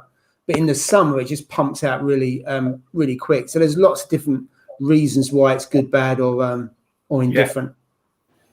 Another thing. So there's I've just noticed in the chat there, Bravo 20's commented saying his TDS is 6. Now he's also in Scotland, but he actually lives quite a bit further, kind of in the sticks from me. So his TDS is 6 from the tap water. Wow. Wow. You haven't got to do much, and it's good other than metals. I'd even run the risk of putting out my tank at 6. Flipping heck. And don't forget that we get free water. I know I mentioned that a couple of times just to rub your nose in it, but we do get free water. Yeah, I'm on a meter, so yeah, as probably most of us are. I tell you, Bravo 20. I like your logo as well. That's on the screen. Is that Phyto? Not too sure what that is, but he's a chemist. Yeah. Oh yeah, it's good. Oh, it's cool. Yeah. Yeah. Wow. I also didn't want all the kit out as well. You know, in my kitchen. I mean, I'm sure you can make if you've got an RODI unit. I didn't want all the buckets and the kit out and stuff like that. I haven't got the room for it. And I've only got a little tank, so that's why it's easier for me to do that. But if you've got a bigger tank, I guess you need the RODI. You need the RODI unit, don't you, just to keep up with how much water you're going to need. But yeah, if you've got a nano, I don't think you really need to bother with one. I mean, how much RO water do you use topping up your tank, Jay? About 12 to 15 litres each change. So every 5 days. So see, mine's only evaporates out. Right, see, mine's evaporates, I would say 4 to 5 litres a week, and then I do a 10 litre water change every week as well. So I'm not using a massive amount. Yeah, I think we're 4 to 5 litres a week. Wow. Yeah. Wow. Mine's about 2 or 3 litres a day. Right. 2 or 3 paddling pumps. Must be, and I don't live in a sauna. That's for sure. You know what I mean? Freaking, that's crazy. Wow. Need a smaller tank again, mate. At least 2 or 3 litres a day. At least, maybe more. It might even be 4 or 5. I'm not, because I run that pump which is showing you. You have the same pump as me, don't you, Ross? You know, RO pump. And that reminds me. Did you try what I was showing you? Did you do it in the end? I did, yeah. It does go in, mate. So thanks very much. You just need to force it. You know the silicone tube. The silicone tube, yeah. Once the silicone tube breaks, it gets softer. It'll work. It'll go in easier. Right. You know what I mean? So what work at what? You need to explain this. This is not in the private chat. This is a kind of open to the world. You've got silicon, probably lube, and what you're doing, Ross. Hey, you just force it in, it goes. I find if you're struggling and you just thumb it in a wee bit, then it goes better. Right. Is it past 9 o'clock? No. It is, yeah. Forgive me, but I will explain myself. Yeah, when when Ross, he had the the RO return pump, and he said it wouldn't go in a 25 litre jerry can drum. Yeah, so I said, well, I've got the same RO pump, and it does go in the jerry can. So I basically filmed a little video, and I showed him how to squeeze it in. You know what I mean? But the silicone tube, it is a bit tight, a bit stiff at first. But you just got to tilt it at an angle. You tilt the pump at an angle, and it will go in. You know what I mean, without breaking. And the same thing when you pull it out, it's got to be tilted at an angle to pull it out. But it does go in. And I said over time, the silicone will go softer. You know, because it's been in the water all the time, and it'll go a little bit weaker. It's a 15 litres pop out sort of thing. So it wasn't being. That's what I meant. Jesus, I hope he's not on a water. I hope Backshift Reef is not on a water meter. See the thing with that though, right? If you're losing 15 litres of water every 2 or 3 days, where is it going? On your ceiling. Exactly. Yeah, exactly. It's just going into the plasterboard's wet through. Aye, your house must be soaked. There's a few comments. There's a few comments in here around Aaron's Aquarium. So I know there's quite a few people on here. I've watched his channel a number of occasions. I know Jay, you was on there, and I know he helped you a lot. I mean, I don't know the guy, never met him before. Well, I've met him once before at a show, but seemed like a nice guy, and I hope he's back. I hope he's back soon because I know he's helped a lot of people, and some people put some good comments on there about him. Yeah. Really, Yeah, really good lad. I miss his Friday night. His Friday night lives, and I miss his brew times. They were good. They were just good fun, weren't they? But Yeah.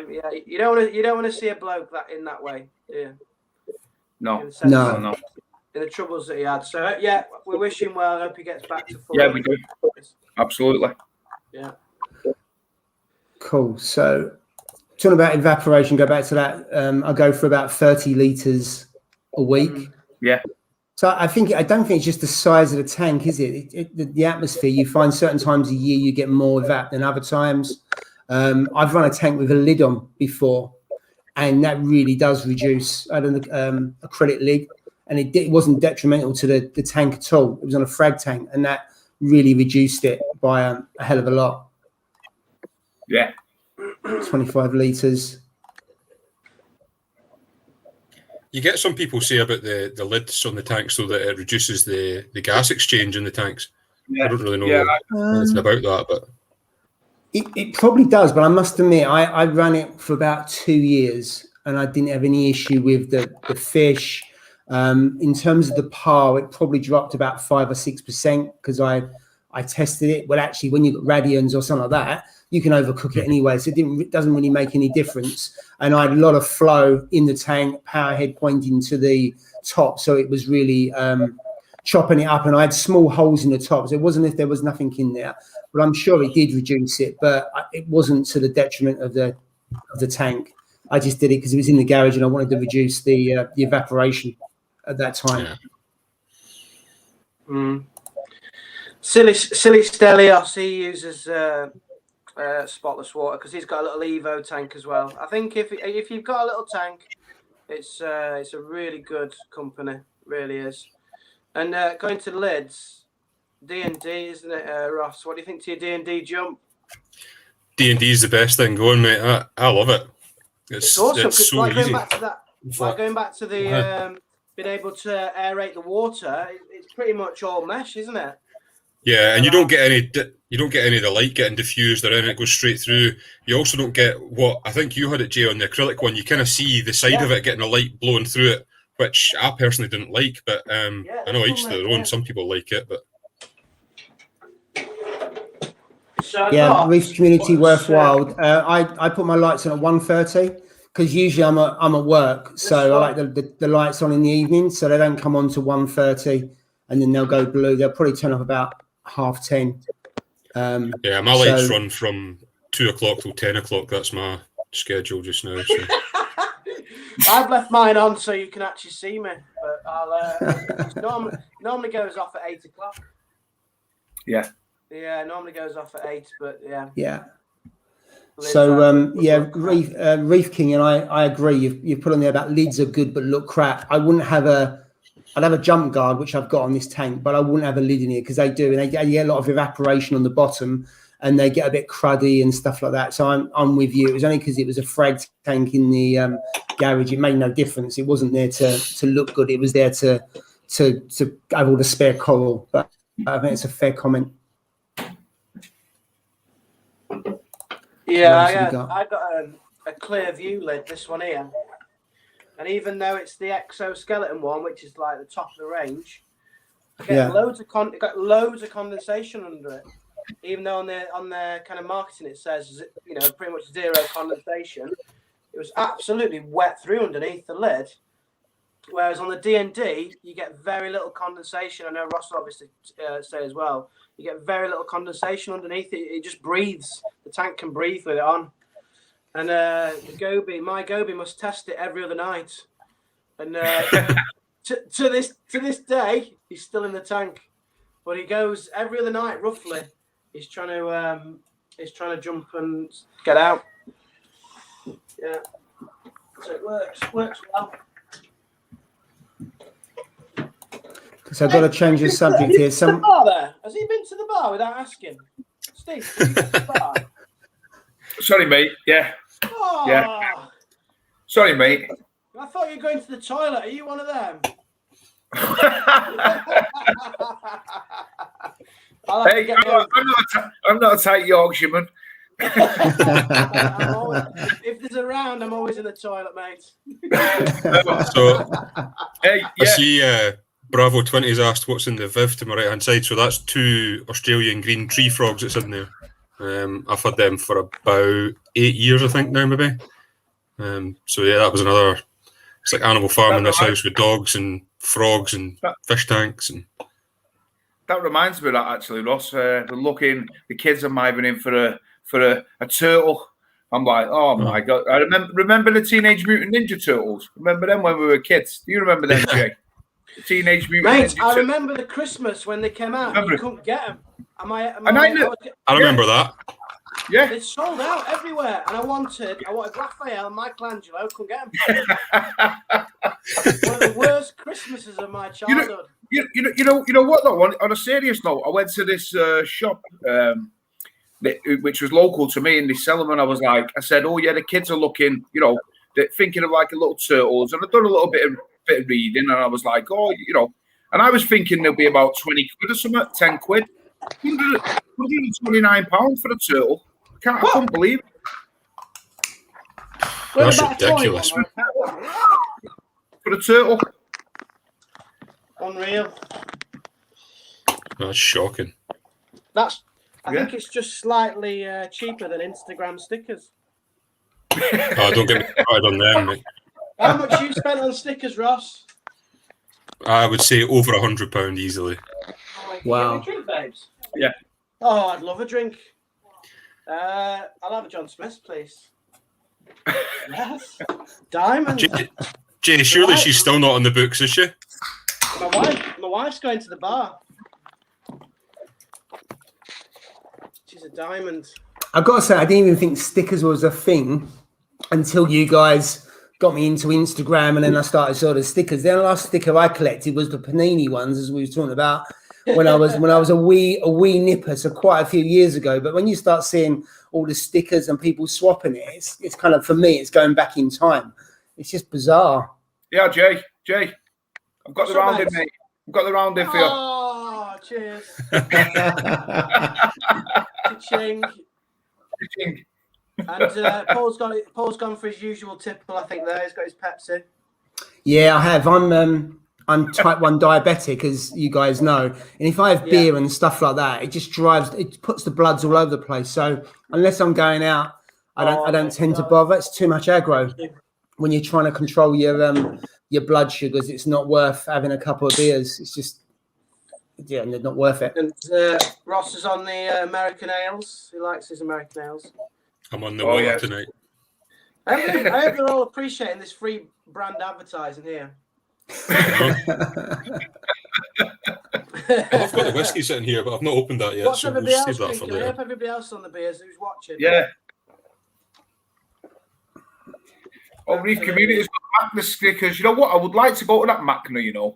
Every time I see it, like in America, they always do it big, don't they? It's massive, like aquariums. Yeah. In it, it's like we're like miles behind. In fact, we're probably years behind America. In like what they do. We don't really tend to have these Macnas over there. And I always wonder why they don't, why companies don't come over and do one over there. It's always baffled me that, really. We have the smaller ones, but nothing like them. It's not even really smaller ones, is there? The only one I can think about is Coral Freaks, that was local to me. That was last year. That was about 200 people, but you don't get anything of any scale. And I think then there's the industry. They have something every couple of years, but that's trade only. So there's nothing on that scale. I suppose it's just the scale, a number of people in the hobby. Therefore, you've got economies of scale. You can do it, have 2,000 people come along over 3 days and everything else. So I suppose it pays for itself. It's just the scale. But then, I don't know if they have it in Germany and Holland. I'm not too sure if they have the shows over there. I've seen a couple advertised in Holland before. I must admit, I fancy going to one in Holland. I don't know if it'll be next year or this year if we can go. But I'd love to go to one over in Holland or Germany. That'd be pretty good. Yeah, that'd be good. Maybe do it. Maybe do a road trip. Maybe do a road trip. What? That'd be good. Oh yeah, that'd be a laugh. It'd need to be some size of a car to take the 4 of us. Yeah. I reckon that'd be a good laugh. If we go to one in like Germany, that'd be ace. That would actually. That'd be well. Just changing the subject. Here's tonight's bottle that we're on. Oh. What's that? 16. It's got to be whiskey because you've got connections with a distillery, haven't you? Yeah. Lagavulin 16. I don't have 16 connections with a years distillery. old. I work in all the different distilleries, so every time I go to a distillery, I tend to get a bottle. So I've got shelves full of them. But this is my favourite one just now, the Lagavulin 16. So I take it the 16 means that's how many years it is. Is it? Yeah, 16-year-old that one. Yeah. Yeah. Wow. You know. My daddy went to Scotland. Yeah, he went to Scotland and he went in some bar in Edinburgh, and he went into it was a whiskey bar, and he was like looking, and there was like bar things, and whether it's true or not, I don't know, but there was a bottle on the top shelf, and my dad was like, "How much is that?" It was just an oldish bottle, and he went, "Oh, it's going for £270 a shot." I went, "Oh, £270 for a shot." I couldn't believe it. And he said the bottle was nearly empty. Can't believe it. Some of the prices of them are ridiculous, but I can't believe you've cracked open a 16-year-old bottle of whiskey on your live stream. Gee, I'd love to say it's cracked open, mate. When you've got what do you drink when you've got people around you that you actually like and you're with your friends? You'd need to crack open a better bottle after that. For this riff-raff, I'll only do the 16. What do you have on a special occasion then if you're drinking 16-year-old whiskey just on a Friday night? There's a couple of 21-year-olds up there. Well, you just put them I've got some whiskey as well. Is that reflects? You say, are they next to the whiskey, Ross, or what? Yeah. I try and keep it above 16, to be fair. Ross, you must be a big gun in Scotland, that's all I'm saying. Drinking that nice tipple on a... I'm drinking this. Bloody hell. It's about £3 for 4 cans. I wish you could pass me a glass of the whiskey.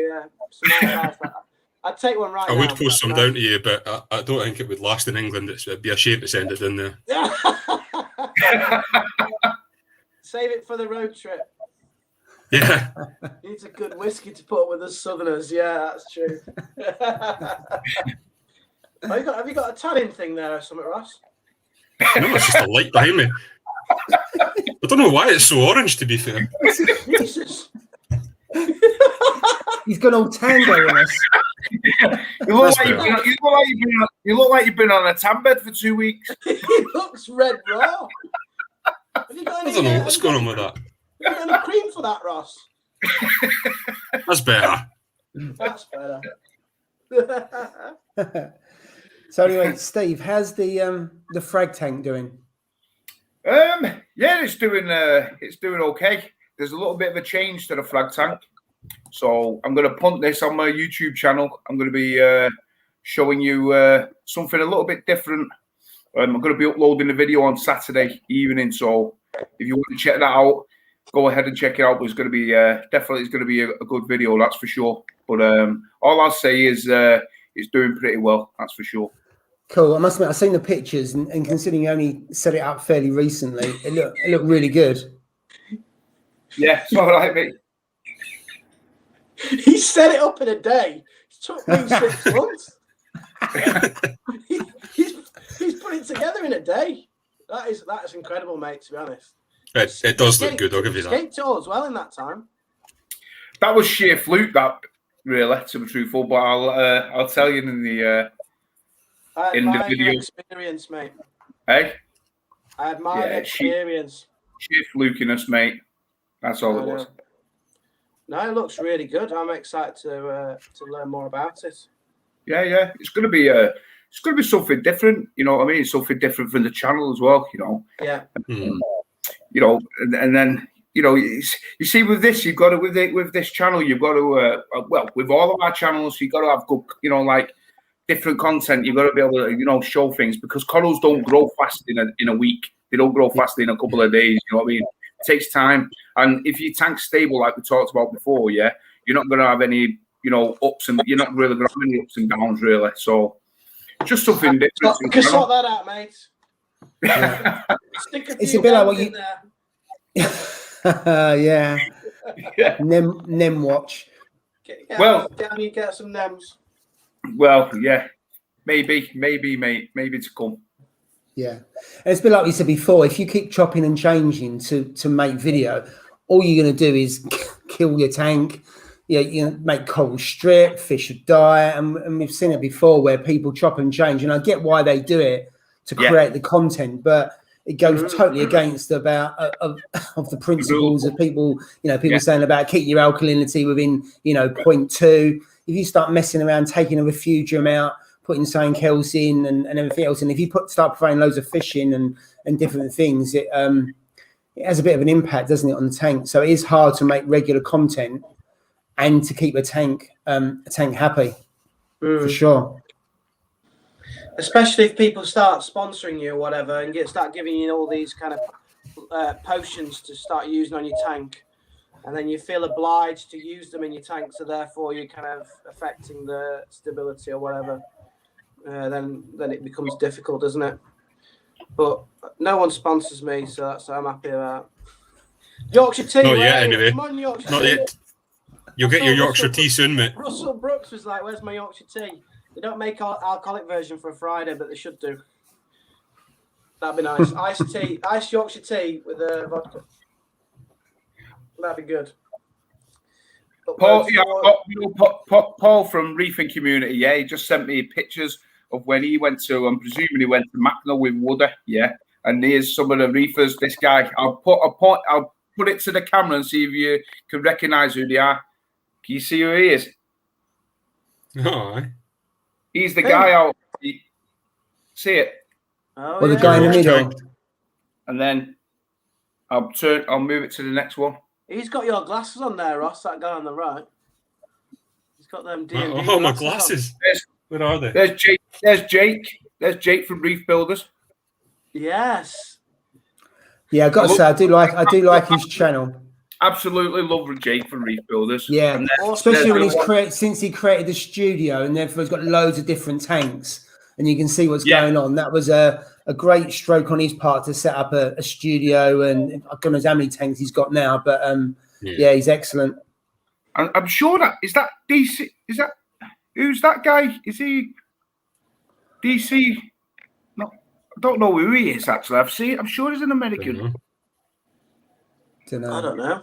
I can't remember who he is, but I'm sure he's got that. He's a reefer, a channel. He's got a channel. I can't remember. I have to figure out. I reckon he might be a reefer at a conference for reefing. Yeah. Hey, never know. Okay, Sherlock. Yeah, Cluedo. We're going to play Cluedo. DC. I knew who it was. It was DC Reefer. That's it. Check his channel, DC Reefer. Yeah, he does coaching for football for schools. But he had a really, really nice tempo. He's been having a few issues. He's not posted a video for quite a while, about 3 months now. But he was having a lot of issues with his tank. Everything was going wrong with his new tank, what he set up. So I think he lost a little bit of heart, maybe. I don't know. But he's not posted anything for a while. But DC Reefer, he was one of the channels who I first started to watch when I started getting into the hobby. If you go back a year and a half on his channel, incredible tanks what he had. Who's that? What's that? What's that? He's buzzing. DC Reefer, yeah, it is. Top guy. I think I joined after him. I need to check him out. Does he still make content? Check his channel. He's still got his YouTube channel up. But when I last seen it, I'm sure he's not posted a video for. Let me bring it up now. I'm sure he's not posted anything up for about 3 months or something. I'm trying to think. I don't think I've seen any of his videos. Doesn't ring a bell anyway. No, I haven't. I think we joined after us. Yeah, I must have. Oh, sorry, tell a lie. He posted a short one up on 4 weeks ago, but his other one was his major one on the tank was 2 months ago. So yeah, but he's got a really good channel. Check him out. That's in there. That guy. Yeah. Yeah. Okay. DC Reef. No, I never heard of him. I have seen a few of his videos actually. Really good. There you go. Woody said that was me with Jake Adams. Yeah, Jake Adams. I love that Yeah. reef builder. What he does is insane. But you know what he does? I think he uses his tanks as like experiment tanks as well. You know, so many. He certainly seems to. Yeah, he has got loads, hasn't he? So he can do He trials them out, doesn't he? Yeah, I don't know if he does it full time because he obviously started off with Reef Builders and it was on like a blog, weren't it? And then you see all different rare fish that's been caught, and then traveling across Australia and Indonesia. And I've got to say, having a studio like that with that many tanks, unless he's got people to come and help him, that's a lot of work. Yeah, I think it must be his full-time job. It's got to be, because he still does blog. He still writes up, doesn't he? So it must be. Yeah.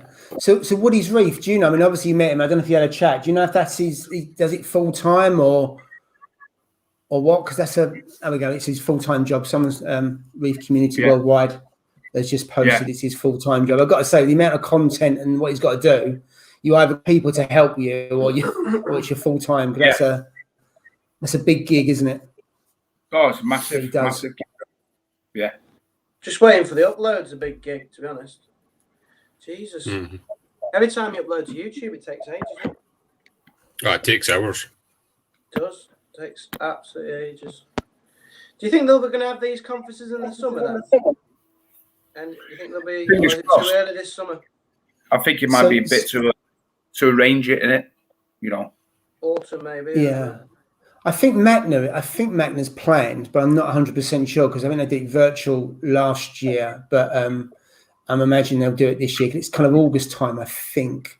Yeah. So there's time for, it depends if America unlocks and everything else, doesn't it, more than anything else, because that's where it is. But I'd love to go to, if it's on Orlando or something like that, then on New York, that would be appealing. If it was some other places, I wouldn't be too sure, I must admit, or too fussed about it. Yeah, thank you, Ross. What's the biggest one in the UK? What's the biggest? We don't have one. What? We don't have one. I don't think we have one. No, the only one there's been that I've known in the last, 2, 3, 4 years, and I'm sure the guys will correct me, was Coral Freak, which was in Essex, and that was only for about 200 people, and that was not last year, the year before. There might have been something before that, but I hadn't really seen it advertised. So it's really, really small. I mean, those tickets went in no time. Well, yeah, there's loads of people in this hobby. There's a massive market for it now, surely. Well, this is what I've always thought. This is what I've always thought. It's like, we over in like the Great Britain, we do have a lot of people, a lot of reefers, and I always thought, surely, even if you put one a year, like Macna, advertised it at the beginning and then done it in the summer, I'm sure you're going to get people going there. That's for sure. If you get all the big guns like Vortec, AI, you get all them together. I'm sure things, and even the smaller little companies like the ones that do these, do these 3D printed things now, which look brilliant. You know what I mean? Even those guys, I'm sure there's going to be a market for them. Yeah, I'm sure of it. But there needs to be. I want to go to one. I want to go to one in the UK where everybody who I know on YouTube will go to it, won't they? That'd be brilliant. Mm-hmm. That would be great. Yeah. There's a lot of reefers in the UK at the moment. Yeah, definitely. Yeah, I think it's about organisations. I think MACNA, I think it's an association that covers North America. I can't remember what MACNA stands for. It's something to do with that. So they probably all get together. And so you've got quite a strong association that arranges it. It's quite big to arrange. I sometimes feel that the hobby over here is quite fragmented. A lot of the LFS don't get on, the suppliers don't seem to go on from what you hear and read. I'm not in the industry, so I don't know. And so to actually arrange that takes a lot to do that. Yeah. I'm just laughing because Reef King's invited us to his back garden. So I'll be well up for that. Let's do it. Well up for that. His mum makes a mean cup of tea, so that'll do me. Yeah. That'd be good. I'd like to. Yeah, and the other one was, I know that I heard of that one, Aqua Expo in 2018. Yeah, I've heard of that one. Why did you keep it going, Paul? Was there any reason, or was it the turnout, or what was why didn't you carry it on? Surely a one-day event. Yeah. With everybody, well, everybody invited in the UK, it'd be massive. There'd be thousands of people. I reckon You might find something like that would take a couple of years to take off. The first couple of years might be quiet, but I think it'd be really popular after that. Yeah. Yeah, maybe. I reckon there's definitely a market for it. Yeah, I would say so. We need to get onto it. I'm sure as like a community, we've got the skills combined to set something up like that. Yeah. I'm sure. Ross can bring the whiskey. Ross has got the whiskey stand. I'll bring the passengers. You can be the transport, eh? I'll be the transport. You bring the transport. Bring the 21-year-old, Ross. Don't forget the 21-year-old. I'll do that. You doing a lecture, Jay? I'll forget my wallet. Tight Yorkshireman doesn't want to spend any money. So coming back to this, it's a massive turnout. So Paul at Reef Community Worldwide, how much effort goes into that to actually lots organise it? Can I imagine you've just seen what Paul Hughes did at AAC, and I helped just a little bit around the edges. You had to put a massive amount of work in to get all the suppliers there, the tickets and everything else that you had to do. So I'm intrigued a lot. So did you do it on your own, Paul, or was there, did you have half a dozen people helping you, or how did it work? Just intrigued. I think if you had a group of people, it would probably be doable. Yeah. You've got to, first of all, you've got to work out the interest level, haven't we? Yeah. You'd have to get some sort of group together where who'd be interested in going or supporting or being a trader or whatever. And then that's how you get it going, isn't it, really? Yeah. When you say businesses, Paul, do you mean the from the industry, so people like Ecotech, and so you've got all your suppliers there and that kind of thing? But like Prestige Reef and Kraken Corals and all them, I mean, they all need to be there, don't they? Kingdom of Corals, I don't know, big names. But you know what though, you could not only could you use it as like an expo like type thing as well, where people where big companies go along, but you could also turn it into like where people bring the frags, so you can have it as like also like as a frag sale as well. You can bring frag swap where you can bring your frags and all that, so you could have it as a mixture where you can buy. You got some swapsies, have you? Swapsies. I've got a few, mate. I've got a few. To trade stickers when we were kids, and now we trade frags. Trade stickers, mate. Absolutely. I reckon we're onto something, but we just need, like Paul's saying, we need the buy-in, because you need the big people there. The hardest part is finding a good venue. I live near the NEC. That'll do. It's big. You got to have the money to hire one of their halls as well, haven't you? That's the thing. Maybe not big enough for some of these tanks that these guys have got, but I thought I read somewhere, if you put a show on and you start having fish and corals there, you got to start having licenses, or you got to have health and safety down and things like that. So Paul, I don't know if that's true, because I'm not too sure in America you have the same kind of rules, shall we say, because people seem to turn up, the frag sellers and stuff like that. So I don't know if you've got the same kind of bureaucracy over there as you have here. Reef Community Worldwide will probably have to fill us in on that, whether you had frags there or fish there or what happened. But that's what I'd heard, but I'm not too sure if that's 100% accurate. Yeah, maybe. Steph, I'm a bit gutted that there is one. What's that? Silver swapsies? Yes, absolutely. The shinies. You mates used to try and trade you like really rubbish ones. You like convince you. Oh, it's a rare one. And you're like, no, you're not having me shiny. No way you're having shiny. Yeah. But the shinies were the ones to have. The football stickers, Jay, that you used to collect. The football stickers. Absolutely. There we go. Yeah, but Jay's got a good idea in the chat there, saying that the SECC in Glasgow would be a good venue. I agree with that. Nice local for you. It'd probably be a quarter the price of the NEC. Hey, you can fill your tanks up for free as well there. Oh, nice, Jay. Oh, look at that. Jay's ripping a shiny there. Nice sticker. Nice. These are my shinies. I've got another shiny. Yeah. Good, aren't they? Shiny there. I've got to look. I'll have to upgrade mine to the shinies now. I've got to upgrade. Nah, Yeah. you've It's got a bit of shine. There you go. Look. Yeah, but It's a little bit of but- shine, isn't it? Yeah. I need, the black part. I might need to put that as like shiny part. You know what I mean? I might have to. Yeah. What do you reckon, Jay? Yeah. I reckon, yeah. Yeah. Maybe. Make a shiny version, mate. I want to. I'm gonna look into it, mate. The shiny sticker side. Yeah, I want a shiny one for mine when I get round to making one. Yeah, Neil, I'm with you. Panini football stickers. We was talking about that, and I think mine I remember is Trevor Francis and people like that, which is showing my age. Whereas I know Jay, you was Thierry Henry. Yeah, I can't. How expensive was it to fill that book up? They must have been absolutely minted. And I don't care. And I don't care what anybody says. Yeah, there was certain players in that were never even printed.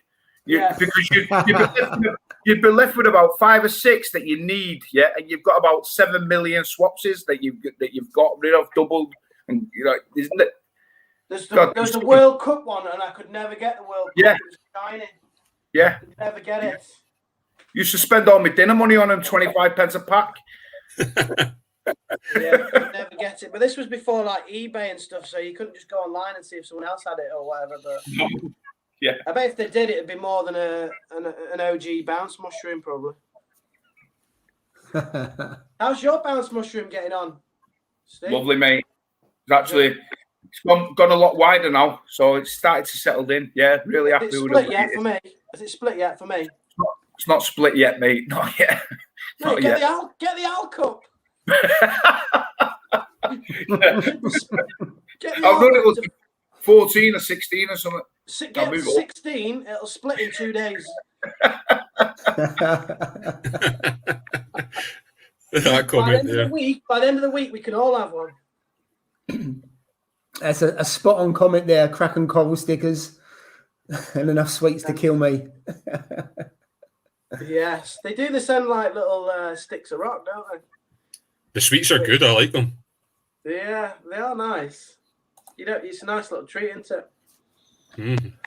That's where I bought all my kit from. I bought all my hardware from Crack and Corals. Yeah, Dom's a good guy. I've never been there, but I'm on a WhatsApp group that he's on there, and I think he comes across as a really nice guy. I know he's expanded the shop, hasn't he, as well? And it's good to see LFS is thriving, and you can kind of usually tell if they're expanding, can't you? Yeah.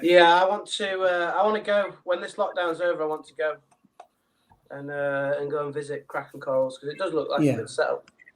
Mm-hmm. Yeah, there's some really good LFS around. And I think that even though it's tough for a lot of people, you find the best businesses continue to survive and also grow, don't they? And that's one of them. Well, I might start. Crack and Corals is really good. They've just expanded as well. Where all the water they used to have the big tanks. Well, 2 extra big tanks. Where the water used to be, and then more of the office. Now they've not the office. They've half the office and put more tanks in now. So it's really, really good. Do you know what's good about it, right? The postage is nearly, or if not as quick as Amazon. Serious, mate. Oh, they are quick. I've never known an independent business have really fast next day postage. Crack and Corals have got pretty much next day postage. It's really, really super service. It's good. I like it. I've had good postage from Kraken and from Charterhouse. It's Swell that seems to take ages to post. That's the one that I struggle with. I got both my tanks from Charterhouse. Yeah, they're good. They're really good. Yeah, that's where I bought my very first tank from. They used to be in East London under railway bridges, and it was a fantastic setup they had. They must have had about 20 show tanks on, and I can't remember how old it was. It was their birthday, and you got 10% off. And I went down and bought the whole kit, and I used to go down there virtually every Saturday and stuff like that to go and see them. And then they moved out a little bit, but they kind of helped me get into reefing really when I started seeing their show tanks, and it kind of whet the appetite. Because you don't always see a lot of LFS that have a lot of show tanks set up because obviously they're expensive to run, aren't they? But I found them really good. Steve, is someone coming around your house soon? It says Jay is coming to Moggs' Aquarium. Must be coming around your house. Going to your house, mate. Oh, are they? Oh well, you're more than welcome. I'm not part of Green Slimer, Jay. I've not got a superstore, Jay. Yeah, just to let you know. But, hey, listen, more than welcome. More than welcome. That's another thing about this community. There's loads of people happy just to meet up with you, you know, and just Absolutely. chat reefing. Yeah. Go for a beer and stuff. Absolutely. It's the help that I've had from everybody in the community is unreal. You know, a lot of hobbies that you have, folk wouldn't help you, but with this one, everybody wants to help you. Everyone wants to give you advice. You know, it's brilliant. Yeah. So I just put up there because Aquarium Connections, guy called Vincent, he does bespoke tanks. He does some fantastic tanks in terms of the quality of his build, and if you see them, and also I think he's a distributor for. It might be for, I can't remember what it is, for different lights. I'm not too sure if he does the Mastertronic. No, he doesn't. He doesn't do that. He does. I can't remember what he does, but he's a really good guy, and his tanks are excellent quality, as Paul's put up there. But they are the higher end, but good nevertheless. That's funny. What's tickled you, Jay? Paul's put a funny comment up about you, mate. He's been rude to you. About me? Yeah. I went to Mog's Aquarium. I don't like him.